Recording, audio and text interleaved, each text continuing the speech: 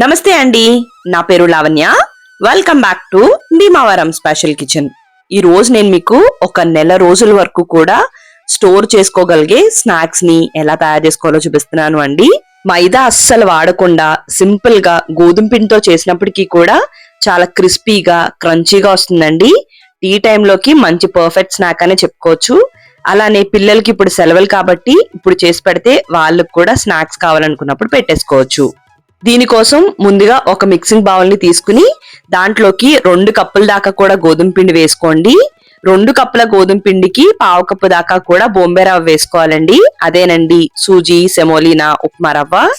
ఇప్పుడు దీంట్లోకి 1 tea spoon దాకా కూడా ఉప్పు, 1/2 టీ స్పూన్ దాకా కూడా పసుపు, 1/2 టీ స్పూన్ దాకా కూడా కారం, 1/2 టీ స్పూన్ అంతా జీలకర్ర పొడి, 1 టీ స్పూన్ అంతా వామును తీసుకుని చేతిలో వేసుకుని 2 చేతుల మధ్యలో నలుపుకుంటూ వేసుకుంటే గనక వాములో ఉన్న ఫ్లేవర్ అంతా కూడా బయటికి వస్తుంది. అలానే దీంట్లోకి ఒక 3 టీ స్పూన్ల దాకా కూడా నువ్వులను వేసుకుని ఒక్కసారి ఇదంతా కూడా కలిసేంత వరకు కూడా బాగా కలిపేసుకోండి. అంతా కూడా కలిపేసుకున్న తర్వాత ఒక 1/2 కప్ అంత నూనెని బాగా వేడి చేసుకుని ఈ పిండిలోకి వేసుకోండి. నూనె ఇలా పిండిలోకి వేస్తున్నప్పుడు ఇలా నొరగలాగా వచ్చిందంటే పర్ఫెక్ట్ గా వేడెక్కినట్టండి. ఈ విధంగా వేడైతే మాత్రమే ఇవి బాగా క్రిస్పీగా క్రంచీగా వస్తాయి.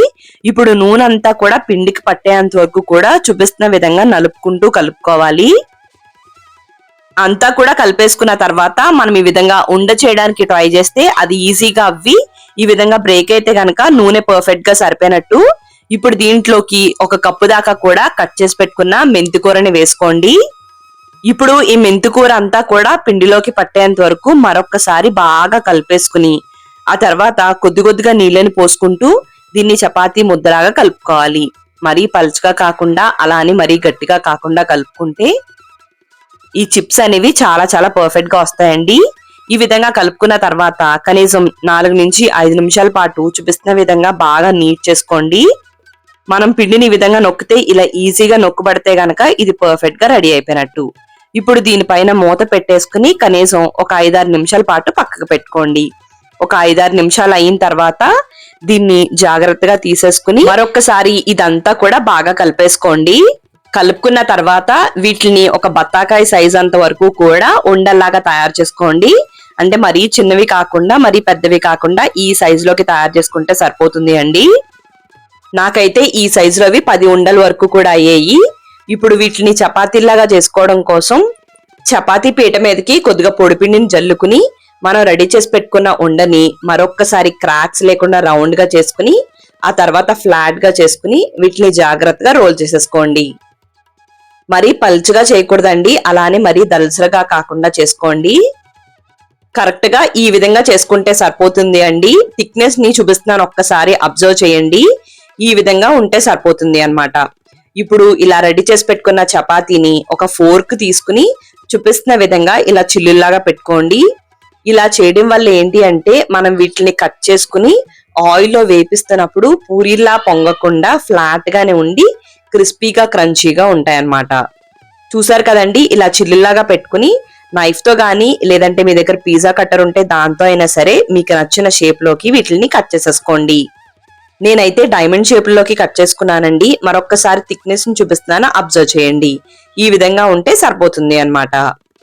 ఇదే విధంగా మిగతా వాటిలన్నిటిని కూడా ఓ పక్కన ఒక వాయి వేయించుకుంటూ ఇంకొకటి రెడీ చేసుకుంటూ వేయించుకోండి.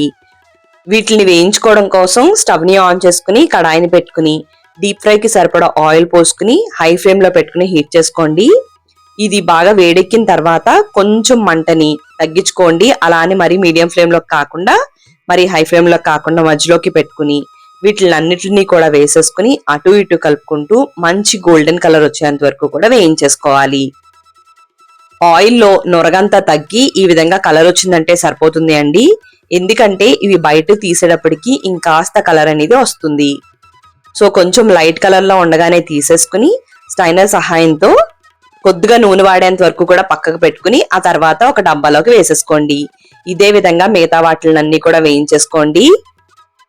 ఇవి చేయడానికి ఎక్కువ కష్టమేమీ పడవసరం లేదండి, చాలా ఈజీగానే అయిపోతాయి. ఒక్కసారి చేసి పెట్టుకుంటే పిల్లలకి హాలిడేస్ కాబట్టి ఎప్పుడు కావాలంటే అప్పుడు వాళ్ళకి ఇచ్చేసేయచ్చు. మరి మీకు ఈ వీడియో నచ్చినట్టయితే తప్పకుండా లైక్ చేయండి, కామెంట్ చేయండి, మీ ఫ్రెండ్స్ కి రిలేటివ్స్ కి అందరికి షేర్ చేయండి. మీరు నా ఛానల్ ని ఫస్ట్ టైం చూస్తున్నట్టయితే సబ్స్క్రైబ్ చేసి పక్కనే ఉన్న బెల్ లో ఆల్ అని ప్రెస్ చేస్తే నేను ఏ వీడియో పెట్టినా మీకు నోటిఫికేషన్ వచ్చేస్తుంది. థ్యాంక్ యూ అండి. మరి మళ్ళీ వీడియోలో కలుద్దాం.